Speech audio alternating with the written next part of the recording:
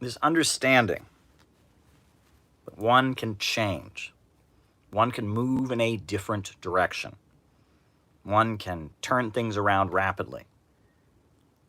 It's actually very big. It's a very big part of American culture. A very big part of American culture. You know, before the American Revolution, there was a mass movement in the United States that they called the Great Awakening. Now, it was a religious movement because at that point, that's how people generally understood politics. But it was a mass movement where all across the 13 colonies, I should say, you had ministers and clergymen going to people and reviving their faith, stirring them up with big speeches, pointing to parts of the Bible that talked about tyranny and injustice. And it was the awakening of the consciousness of the people of the 13 colonies that later laid the basis of the American Revolution. And before the Civil War, which was what Marxists referred to as the Second Great Awakening, right? The Second American Revolution. Before the Second American Revolution, you had the Second Great Awakening in the United States.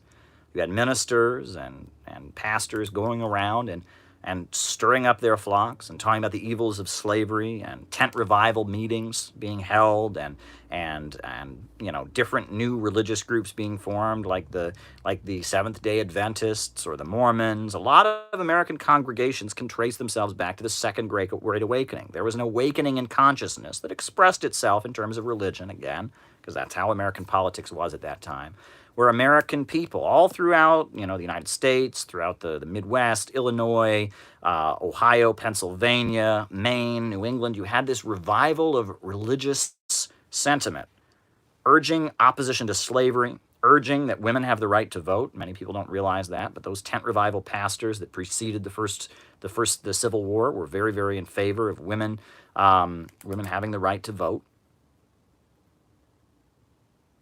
And there was an awakening in consciousness that laid the basis for the Second American Revolution, the Civil War, to abolish slavery. And interestingly, and this I find to be fascinating, is that the hymn, the song, that was kind of the theme song of the Second Great Awakening, and I'm not going to sing for you. I don't sing on these lives. If I do it kind of tongue-in-cheek. But the theme song was the hymn that I'm sure you're all familiar with, or if you haven't been, that's okay. It was called Amazing Grace. It's still widely popular among religious groups and such in the United States. A hymn called Amazing Grace. And the hymn Amazing Grace, interestingly, itself was about this understanding that you can turn things around. Right? The story of how the song Amazing Grace was written. It was written by a slave trader. Right? This was a man who owned a boat, and he would go to Africa and take African people back to the United States to become slaves. And he had friends who were part of the Second Great Awakening. They were Christians. They were part of this mass anti-slavery religious revival movement that was going on across the United States. He didn't agree with them. Thought they were wrong. And the story is that the man who wrote the song Amazing Grace, he was on a boat. And that boat was on its way to Africa to take African people, put them in chains, bring them back to the United States in slavery. And that boat was hit by a storm. And he feared for his life. And as his boat was hit by the storm, it was in that moment that he decided to turn the slave ship around. He decided he was not going to participate in slavery. Right?